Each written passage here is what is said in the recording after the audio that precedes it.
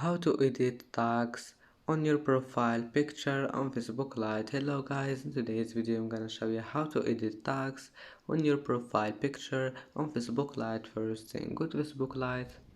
Here you will find this three lines in the top corner and go down, click settings, and here just click not settings. Here you will find it, view your profile, and then click edit profile and click edit here, and then click view profile picture and click this 3 points in the top corner and click tags, and then just edit it. And that's it for today's video. If you like this video, please don't forget like and don't forget subscribe, and thank you for watching this video until the end, and see you in the next video.